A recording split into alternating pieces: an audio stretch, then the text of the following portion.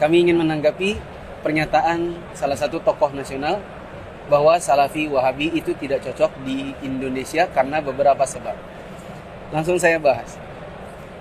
Teman-teman kaum muslimin yang dirahmati Allah, kalau dikatakan Salafi Wahabi itu suka mencomot masjid orang, justru sebenarnya yang seperti itu tidak ada bukti. Yang ada adalah teman-teman atau ustadz-ustadz yang bermanhaj salaf diundang di masjid-masjid kaum muslimin karena orang melihat keilmuan. Ustadz dari Madinah, ustadz dari Mekah lulus, kemudian dikenal di masyarakat. Masyarakat mengenal kok ilmunya jelas, ada dasar, ada dalil, kok ilmiah, kok lebih menarik. Mohon maaf, harus diakui juga sebagian ustadz salaf itu sangat menarik untuk didengarkan, bahkan oleh orang awam. Diundanglah mereka ke dalam masjid kaum muslimin. Lalu orang-orang tertarik, lama-lama orang meminta, tolong itu lagi. Kapan ustadz yang kemarin? Itu ustadznya bagus, tolong dijadwalkan rutin.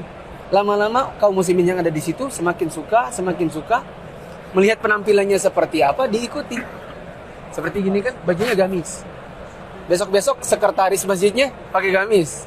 Bendahara masjidnya lama-lama pakai gamis.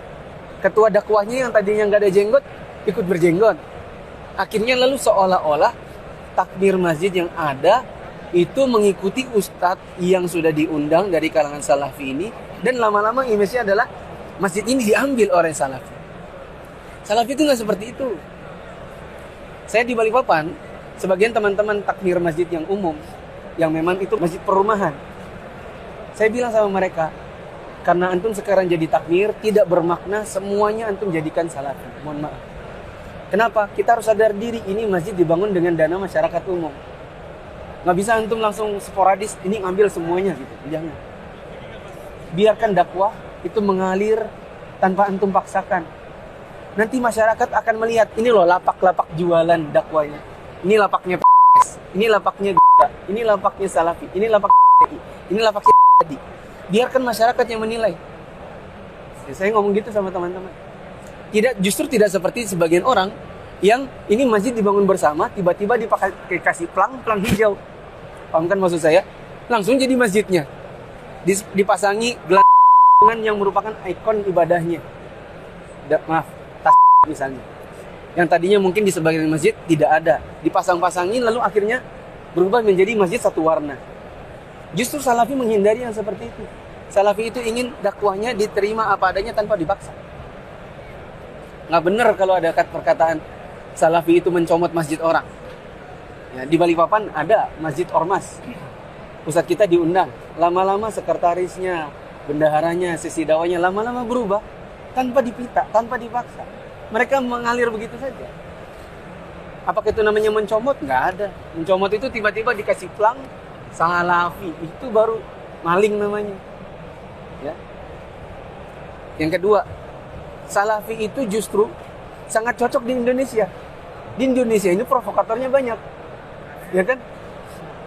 Di Salafi atau kajian salaf, jangankan berontak kepada pemerintah, demo aja diharamkan. Bagaimana orang mau memberontak ketika demo saja itu dilarang? Dan itu sangat cocok di Indonesia karena ustadz-ustadz akan menyuarakan agar masyarakat itu bersabar dalam menghadapi kekurangan presiden, menghadapi kesalahan-kesalahan misalnya menteri, terutama yang bidang agama misalnya kan, itu akan lebih menghadapinya dengan kesabaran, dengan ilmu, dan itu sangat cocok karena di Indonesia ini memang kekacauannya banyak, kekacauan di bidang politik, sosial, agama, masalah sara. Justru Salafi sangat dibutuhkan karena itu lebih meredam gejolak di masyarakat. Itu kedua. Ketiga, orang bilang mengkafirkan. Salafi itu mudah mengkafirkan kaum muslimin. Jujur, ana dulu bukan Salafi. Ana dulu kajiannya Hizbut Tahrir dan kajian partai. Intinya adalah lama-lama saya tertarik. Kenapa? Oh, ternyata di dalam pemahaman salaf kita tidak boleh mengkafirkan kaum muslimin dengan begitu gampangnya. Di dalam manhaj salaf, pengkafiran itu ada dua. Ada yang sifatnya mujmal, ada yang sifatnya muayyan. Takfir mujmal yaitu global.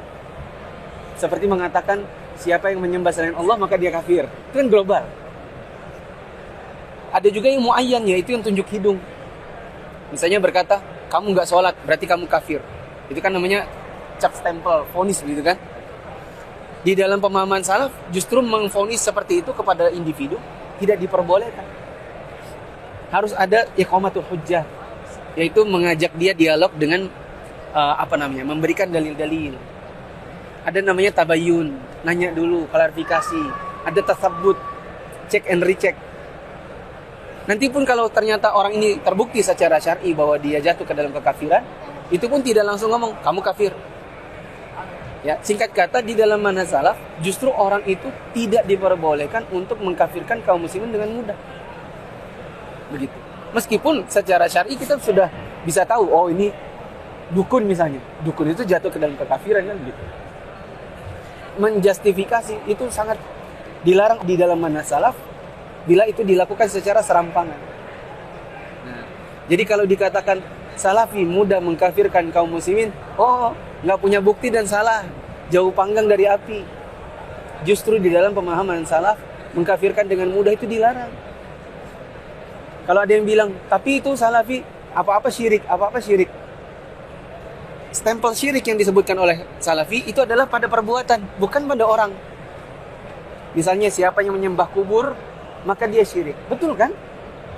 Siapa yang mau menolak? Menyembah kubur bukan menyembah Allah itu adalah kesyirikan? Karena itu betul saja. Adapun pelakunya orang per orang, misalnya kita punya tetangga, dia suka pergi ke kubur, kita nggak tahu dia ngapain. Atau kita pernah tanya, kamu kalau ke kubur ngapain? Oh saya tawasul di situ. Itu nggak langsung, oh musyrik. Nggak ada kayak gitu. Ya, yang ada cuma sekedar penjelasan. Kita kalau ke kubur yang disunahkan adalah memohonkan ampun buat yang dikubur, memohon sesuatu kepada Allah. Kalau kita datang ke situ kemudian kita berkata, wahai kubur, berikan saya rezeki, berikan saya jodoh, maka ini yang disebut dengan syirik. Dan yang dijelaskan adalah perbuatan, bukan stempel orang per orang gitu. Singkat kata, kalau ada orang mengatakan salafi itu tidak cocok di Indonesia, keyakinan Anda justru sebaliknya. Salafi itu mengajak kaum muslimin untuk beribadah kepada Allah dengan mentauhidkan Allah dan tidak mudah dalam mengkafirkan seseorang. Adapun penjelasan tentang sebuah perbuatan, oh ini kekafiran, oh ini kemusyrikan, yang dimaksud adalah perbuatannya. Adapun individunya tidak seperti itu, tidak serampangan. Yang kedua, di Indonesia itu banyak provokator.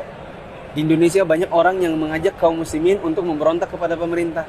Pemahaman salaf justru mengajak kaum muslimin untuk meredam gejolak dan menghadapi kesalahan pemerintah dengan lebih kesabaran, dengan doa. Ketiga, dai-dai yang bermanhaj salaf itu dakwah diminta, tidak minta-minta untuk diundang. Kemudian bila akhirnya dakwah mereka diterima kaum muslimin, lalu kaum muslimnya minta lagi dibikinkan kajian rutin, akhirnya masyarakat berubah. Penampilan mereka yang tadinya misalnya sholat hanya pakai baju kaos, sekarang pakai baju gamis. Yang dulunya baju seadanya, sekarang sudah baju yang lebih baik. Yang dulunya celananya terinjak-injak, sekarang celananya di atas mata kaki. Itu semua mengalir apa adanya, tidak pernah diminta, diatur dan seterusnya. Justru sebaliknya, ada sebagian orang masjid-masjid umum tiba-tiba dibikinkan plang, dicap ini adalah masjid kami gitu. Kalau salaf tidak akan melakukannya seperti itu. Wallahu a'lam bishawab. Semoga bisa menjawab tuduhan yang tanpa dasar.